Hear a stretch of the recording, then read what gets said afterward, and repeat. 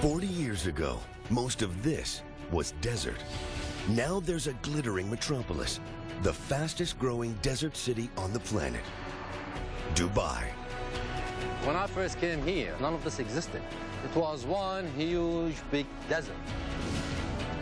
Building a city like this in one of the hottest, inhospitable places on Earth seems impossible. So how did engineers do it? To find out, we will strip the city to reveal its secret inner workings and expose the ingenious technology that allowed engineers to build this jewel in the desert.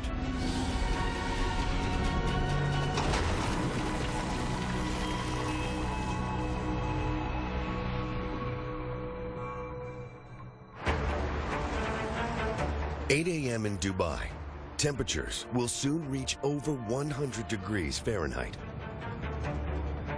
But Dubai's 2 million citizens don't have to worry about the scorching heat or know much about the technology that keeps them alive.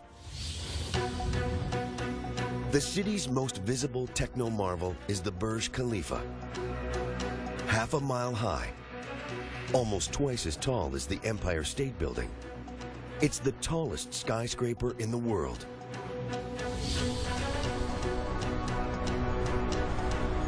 Tearing away its glass skin reveals a hive of activity.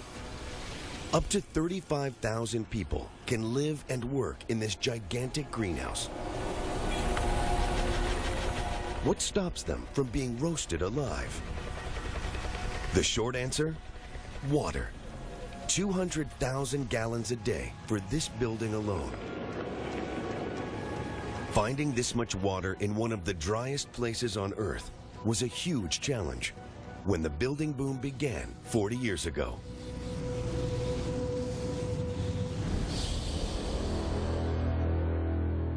There are no rivers in the city and hardly any rain.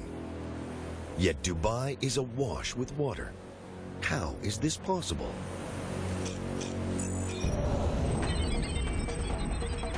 The answer lies 50 miles to the east in the Hajar Mountains. Geologist Catherine Goodenough knows this area like the back of her hand. She's part of a team that's producing an extremely detailed geological map of the United Arab Emirates. We've covered pretty much the whole of the UAE, done something like 30,000 observation points. We have to drive every track, we have to try and drive over most of the desert, we've had to climb mountain ridges and walk up wadis. Basically had to cover the whole country. On her mapping mission, Catherine discovered signs that the Emirates weren't always as dry as today. Here in this deep mountain valley, this wadi, we've got evidence of water everywhere that we look. The wadi itself is V-shaped. That pretty much tells you that the valley has been carved out by flowing water. And then we can see that all the rocks around here have been smoothed off, just planed off and eroded by the action of water. 2 million years ago, Dubai was a really wet place. Where the skyscrapers stand today, mighty rivers flowed through a lush, fertile floodplain. But over time, temperatures rose and the rivers ran dry. As the desert swallowed the area, the water seeped away. But it didn't all vanish. Some of it moved underground. And today, it's still flowing through the rocks deep under the city.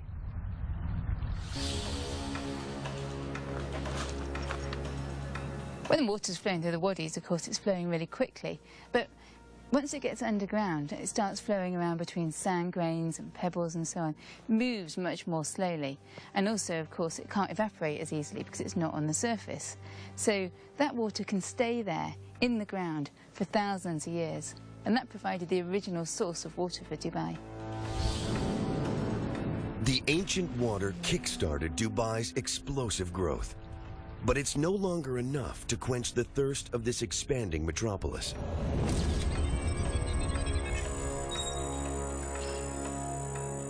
Today, the city relies on huge desalination plants that turns seawater into fresh water. But pumping the water around the city and into skyscrapers like the Burj Khalifa is a formidable challenge.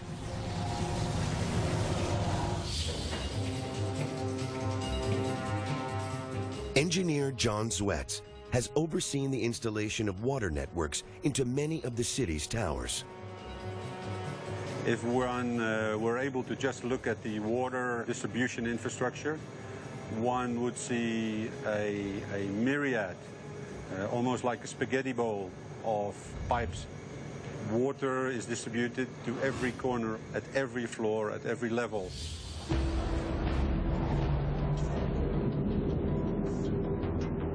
Using a single giant pump to pipe water right to the top of a building as tall as the Burj Khalifa would be dangerous. Forcing water this high up takes extreme pressure, which could make the pipes explode. So engineers pump the water up in stages. First, to a huge reservoir on the 40th floor. Then, to a series of 200,000-gallon tanks, until it reaches the top of the building. Then the water simply flows back down under its own weight.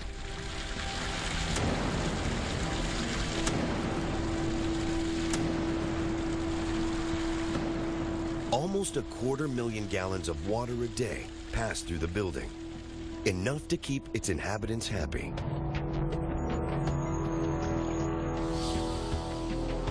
Engineers use this clever technology all over the city. Today, John's team is finishing up the water network in the Princess Tower, the world's tallest residential building. They must push water up 100 floors, more than 1/4 of a mile. What we're looking at here is the water tank on the 79th floor. When it reaches the 79th floor, it has already been stepped up 3 times. In terms of capacity, what you are seeing here is 300,000 liters of water. If one could strip away all of the layers that hide the water infrastructure, it will become evident just how vast the water engineering in a large city like Dubai is. Dubai has more than 200 skyscrapers, and they're incredibly thirsty. Their glass skins conceal thousands of miles of pipes,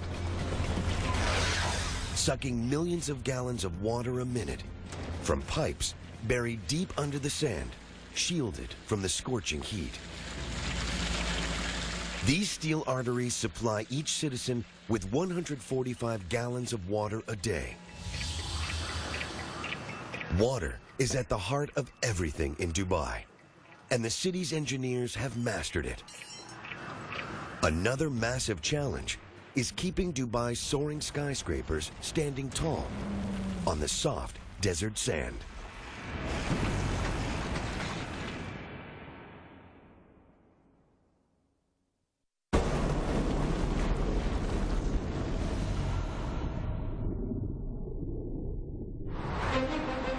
This is the most impressive street in the Middle East, Sheikh Zayed Road in Dubai. It's crammed with over 50 skyscrapers, more per block than in Manhattan. Each tower weighs up to 250,000 tons.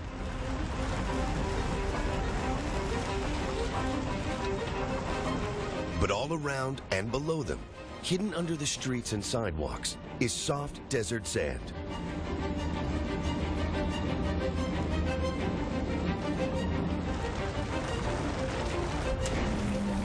The big challenge for Dubai's engineers is to stop these towers from toppling over. This is the man who knows how it's done, engineer Nasser.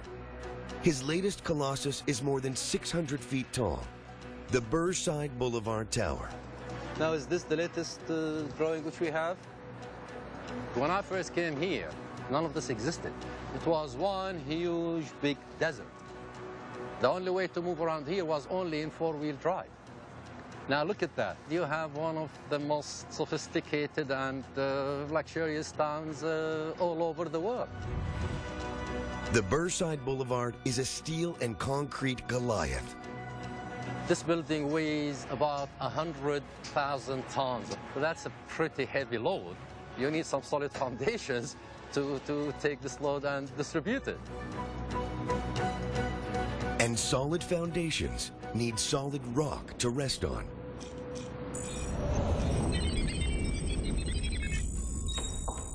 East of the city, in the Hajar Mountains, geologist Catherine Goodenough reveals the origins of Dubai's bedrock.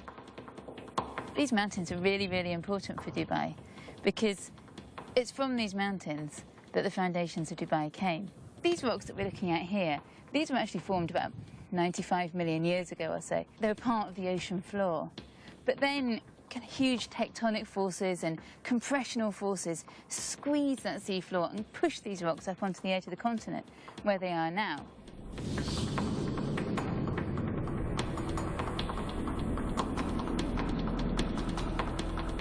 "30 million years ago, a crash of two continental plates thrust the Hajar Mountains 2 miles upwards.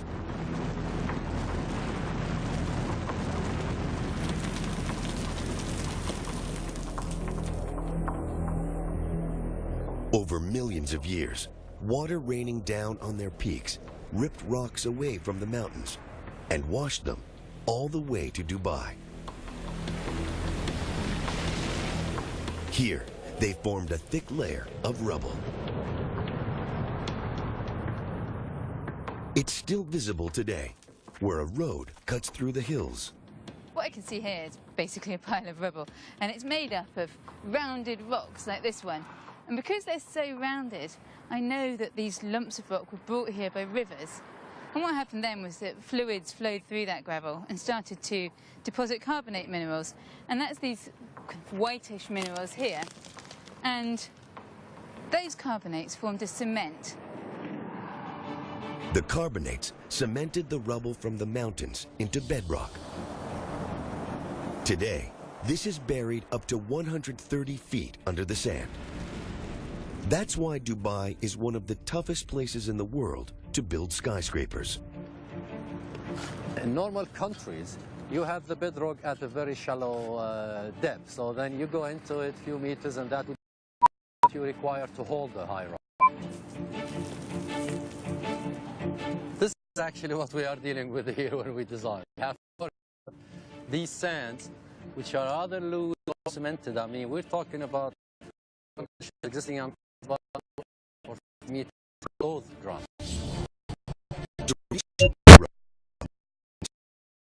150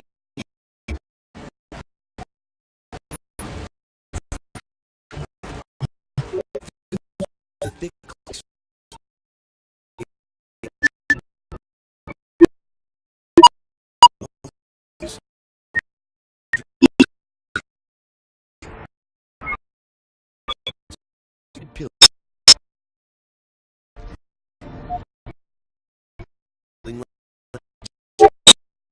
stand up. It was the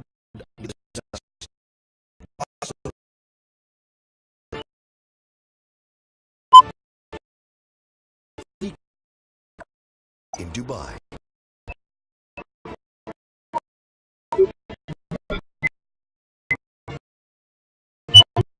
If you actually can visualize it and just look deep into the ground now, you would be actually looking at a concrete jungle with huge poles of 1 meter aside.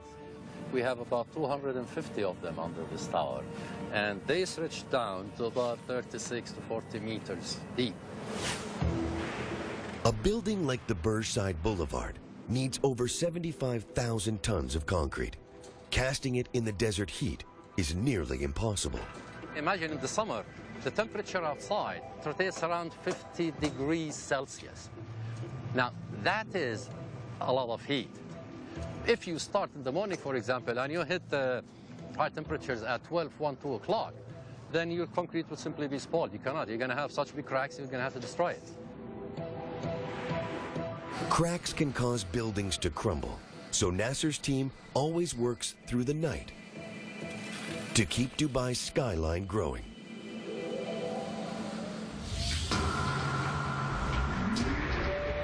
There's more concrete per block under Sheikh Zayed Road than almost any other street in the world. But without these piles, Dubai as we know it would not exist.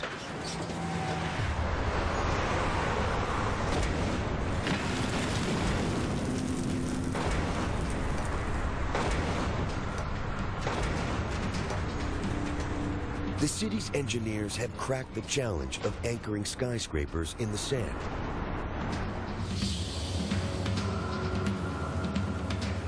But they must also protect them from the ferocious desert wind.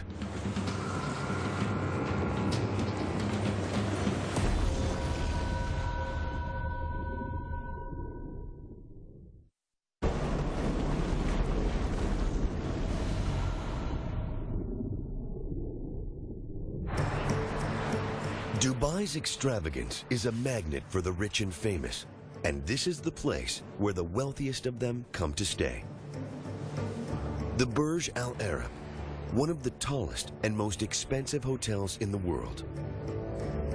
A week in this 7-star palace could set you back $100,000. VIPs arrive 700 feet up on the helipad. Landing here isn't always a breeze. Today, wind speed peaks at 45 miles an hour, a challenge even for former Canadian Forces pilot Don Douglas. We're half a mile back, 300 feet above the alley deck, establishing on final, firming winds again. As we get lower, we'll just kind of load up the blades and anticipate for a little bit of turbulence. There's wind coming on one side of the strut and the other side, and then they kind of merge together, and it causes a little bit of turbulence.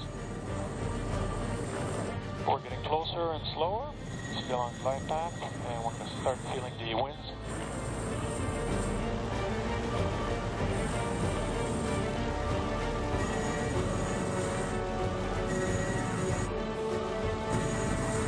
Hope you enjoyed it. Was that too turbulent? Rotor. No. Welcome back to the Burj Al Arab. Warning. Today was hairy, but it can get worse. The wind in Dubai can hit 80 miles an hour. Protecting buildings from these storms is another challenge for the city's engineers.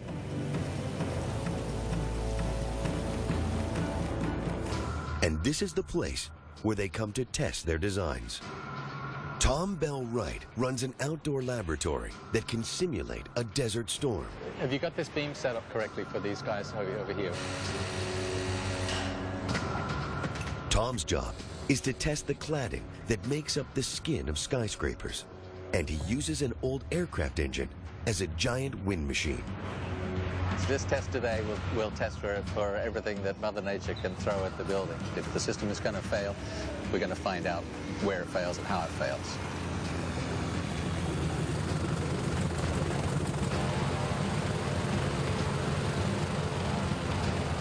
As he brings it up to full speed, it will be generating about 145 kilometers per hour. The crew add water into the mix, so even tiny cracks in the panels show up. If the inspectors spot just a trace of water inside, the design will fail.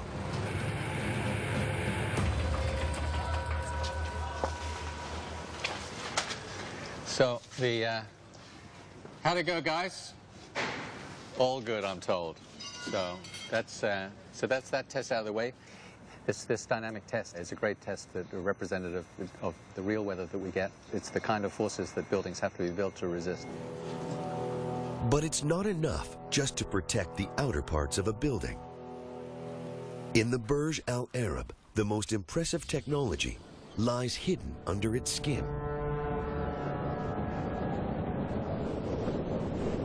The winds blowing across the Gulf are so strong, they could bend or even break the building's concrete core. So engineers wrap the Burj Al Arab in a strong steel frame. bolted to a steel spine. An exoskeleton. This ingenious invention spreads the force of the wind and stabilizes the concrete core. Hidden inside the skeleton are shock absorbers. These move against the direction of the wind and reduce the motion even more, so guests can sip their expensive cocktails without feeling seasick.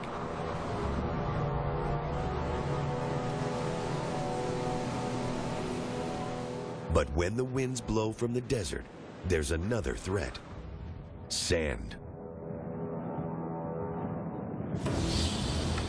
Powerful sandstorms can appear totally out of the blue. They race towards Dubai at ferocious speeds, pelting thousands of tons of sand across the streets. The most violent sandstorms can shut down the city for days.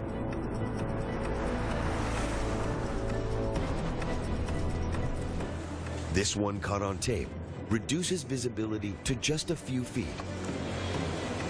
Sandstorms wreak havoc on anything that's not tied down. They clog gutters, stop traffic, and ground planes. Dubai is in the firing line because it sits on the edge of the largest continuous stretch of sand in the world, the Rub Al Khali Desert. It's not the place you want to be on a stormy day. The visibility just drops to nothing, and driving around in the dunes, you've really got to be able to see where you're going. Catherine has ventured deep into the Rub Al Khali on her mapping mission. She's become a master in the science of dune driving. If I didn't deflate the tyres like this, there'd be a really very high chance of getting stuck. There's a bit more of an adrenaline rush driving in the desert than in the mountains. It's fast and it's furious. Going over the dune now, going over a dune edge, and it's just a question of letting the car drive. There's no point in touching the brakes, because if you do that, you just end up weighing in, and you can end up in all sorts of trouble very quickly. Reading the contours of these dunes helps Catherine power across them. I'm just going to have to accelerate a bit to try and get up this bit of soft sand. And it gives her clues about how the wind interacts with them. Sand dunes are a bit like puzzles, really. There's quite a lot of information in them. Heading up this dune, I can see that the shallow side is where the wind's coming from, blowing the sand grains up the shallow side, and then they're blowing off down the steep side. It's quite breezy today, but most of the sand is still just rolling along the surface of the dunes here. As the wind gets stronger, it starts to pick up heavier grains of sand. When they crash back down, they release a myriad of dust particles. These billow high up into the air in dense clouds of driving sand. When they finally hit Dubai, they're not a welcome sight. Especially if you're the man in charge of health and safety at the Burj Al Arab. The sandstone will build up from the inland, and you can basically see it's like a big cloud that is running up here. The cloud is covering the whole of Burj, and we're looking at a speed of approximately 15 to 20 knots when it will hit the Burj. Everything is full of dust, everything gets dirty. 4 times a year, armed with jet washers, a daring crew get ready to launch themselves off the Burj Al Arab to give it a good scrubbing. This is a high-risk event because these people are completely relying on the ropes and the harnesses which they are wearing. The gusting wind makes this a tough job. It's currently running at 10 knots now, so it's getting very close to that borderline where we need to stop work and get the people back from the sail. It takes 14 nights to wash all the sand off the Burj Al Arab and make it gleam again for the visitors.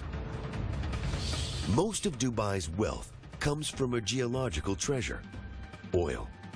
Extracting it is another major challenge for engineers.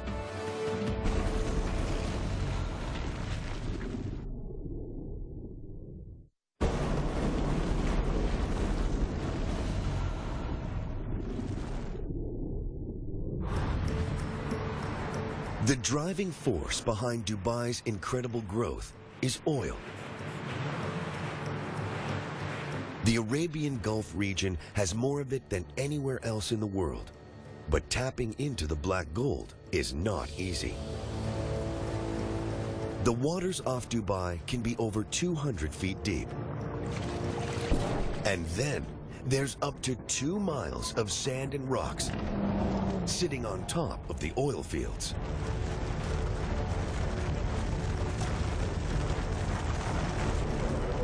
Finding and exploiting those precious reservoirs is a real challenge.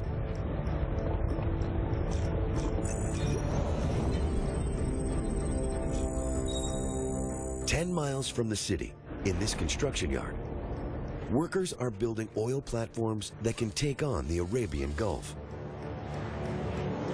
Today, engineer Basil Georgakopoulos is launching a brand new one called a jack-up rig. The rig that we're building here is specifically designed for this region, the Arabian Gulf, where the water depths range up to about 200 feet. Looks like we're just about to kick off. The jack-up rig is no ordinary oil platform. It's designed to be mobile and hunt for oil. Start rolling, start rolling. Traditional production rigs stand in one spot, fixed to foundations drilled deep into the seafloor.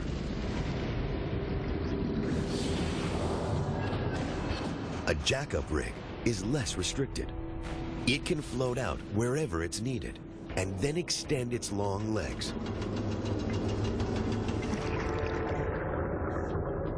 Large, flat feet spread its weight safely over the seabed. They hold the rig firm while its drill pierces the rock to tap into the treasure hidden under the Gulf.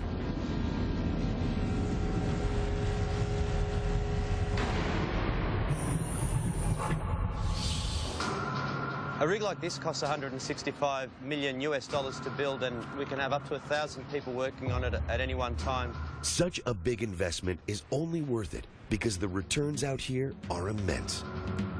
The Arabian Gulf holds over 500 billion barrels of oil, the bulk of our planet's known oil reserves. How did so much oil end up in one place? Answers lie 15 miles north of the city, in a shallow lagoon. This is one of the kind of untouched bits of coastline, and I can see kind of zones that would be covered by the tide at high water. The tide has left behind thick layers of algae in the lagoon. It's got very dark, organic-looking stuff here along the tide line. I think this might be what we're looking for.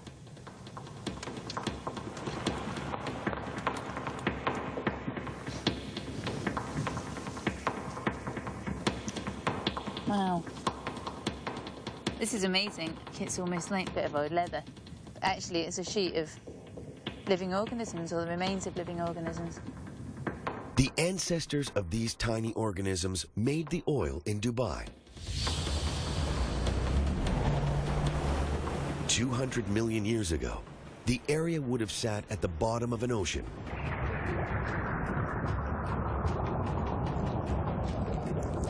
Its warm, shallow waters teemed with microscopic sea creatures. As they died, they formed a carpet of cadavers on the seafloor. Sediments settled on top, increasing the pressure and heat below. Over time, this transformed the dead sea creatures into oil. This black gold sat trapped until cracks in the rocks around it allowed it to ooze upwards and pool in hundreds of pockets deep under the Gulf. It's this geological accident that really put Dubai on the map. In the construction yard, Basil's rig is ready for action.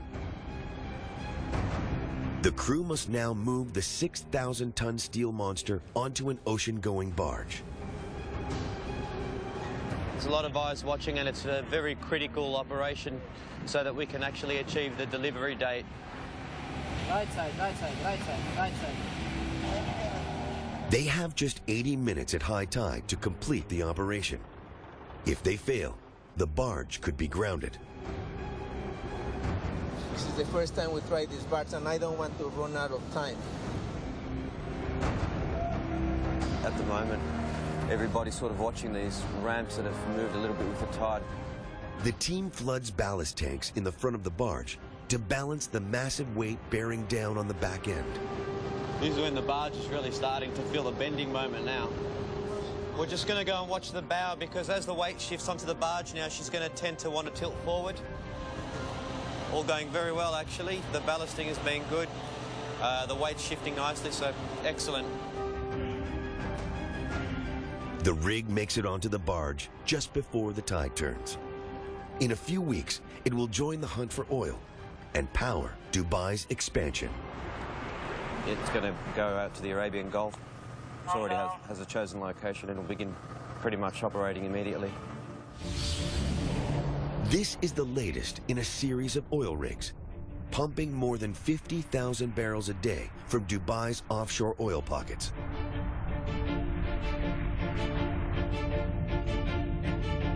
Together, they generate more than $1 billion a year for the city. Oil helped Dubai explode into the thriving economic hub it is today. But as more and more people flock here in search of a paradise retreat, the city is running out of space.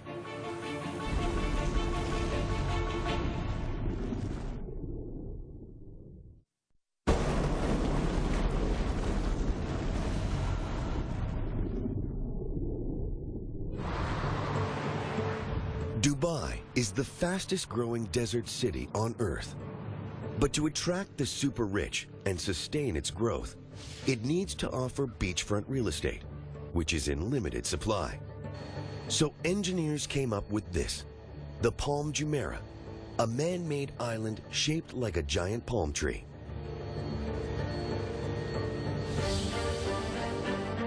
It's a monumental feat of engineering. Pulling the plug on the ocean reveals its true scale.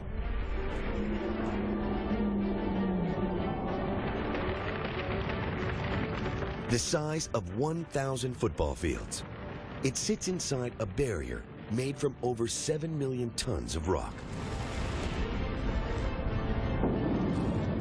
150 million tons of sand create space for over 5,000 homes. A luxury island resort built right into the ocean. Akil Kazim has witnessed the island's rise from the deep. This obviously came out of a certain need, and at that point, Dubai did have a very short shoreline that left very little space for luxury beachfront properties. It added 70 kilometers to our existing shoreline. This works very well because it's got a very large circumference. The island not only looks beautiful from above, it also, because of its shape of the fronts, each front has 2 rows of houses. So there's one row going that way and then the other way coming back.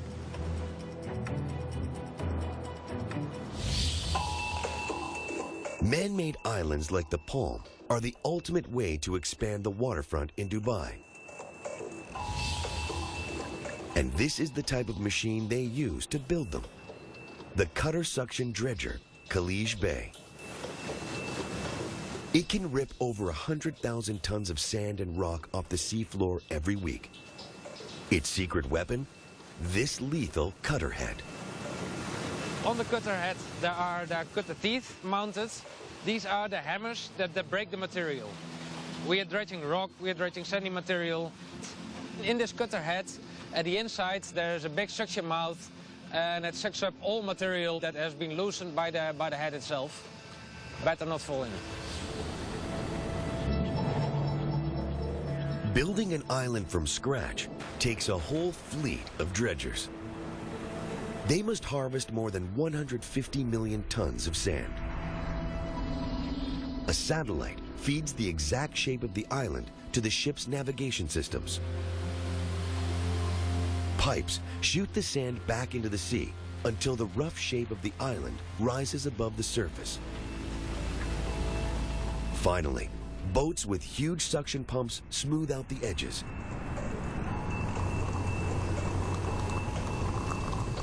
Then the island is ready for people to move in.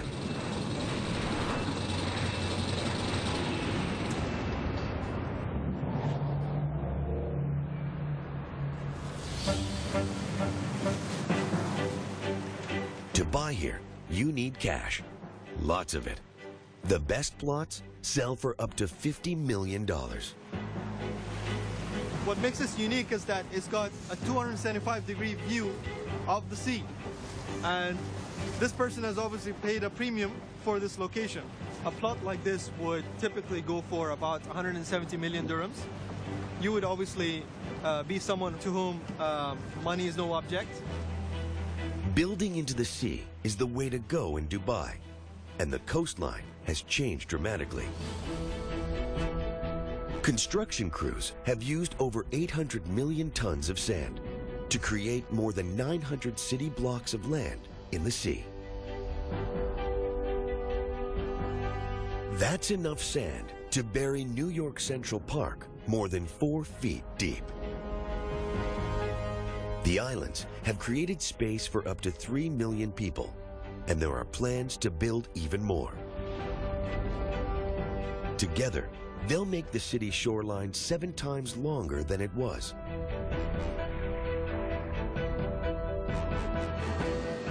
The dredgers have changed the coast of Dubai beyond recognition. But nature is fighting back. The wind and currents threaten to drag the sand back out to sea. Engineers must take drastic action to protect their coastline from the ocean.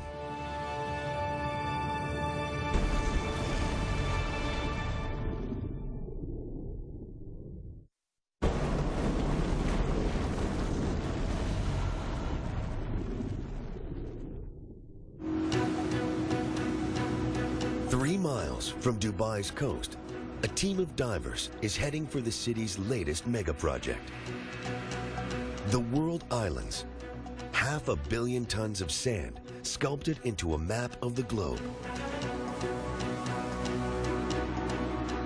Defending these islands from strong currents and winds is the latest challenge for city engineers. Brendan Jack is on his way to inspect the island's breakwater, a huge wall of rocks that shields the islands from erosion. The team is searching for a recent addition to the site.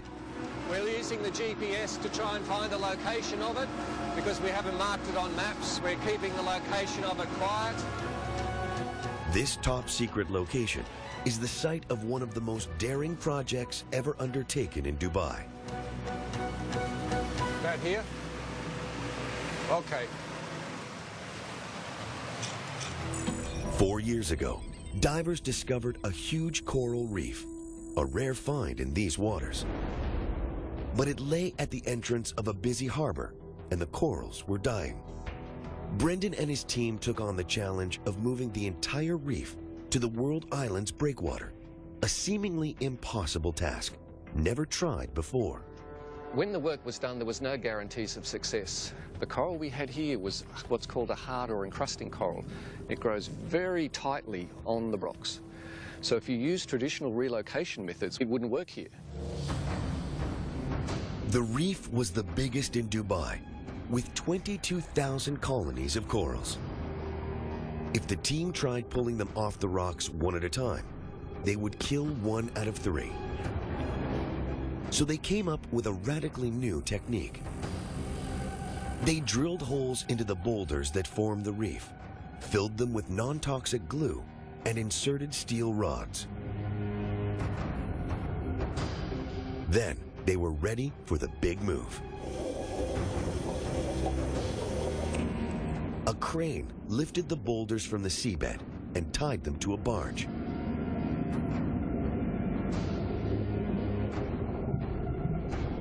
Now the crew could tow the corals 9 miles to their new home, so they never left the water.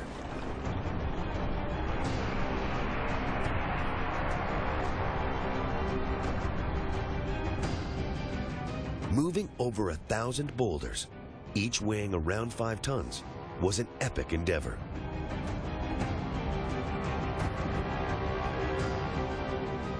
The team had to tow them out to the World Islands and gently lower them onto the breakwater, hoping the corals were undamaged. They have been spread over the space of 10 football fields to give this coral the best chance it possibly has for survival and for growing more coral out here on the reef. Today, Brendan's divers are checking on the corals to see how they're doing. We are ready today? Okay. Rough weather stirs up the water. The swell that we're experiencing today is exactly why the reef is here. It is to provide that physical protection for the islands that have been created inside the breakwater. Normally, 1/3 of all relocated corals die. But on first count, over 90% on the World Island Reef are alive, a unique achievement. They must be on their way back up. How's it looking? Very, very, very healthy. Good, good. The reef is doing its job. Now that coral is adding to the protection for the existing breakwater that is on the world. So it fulfills a function engineering-wise, but also in terms of jump-starting the ecological growth on the natural breakwater that we have built out here. Moving the reef cost $10 million, but it's money well spent to protect Dubai's coastline. Ingenious inventions like this, hidden beneath the skin of the city, that defend its coast, suck oil from rock, anchor towers in the sand, and pump water up skyscrapers, made Dubai rise up from the dunes and become this jewel in the desert.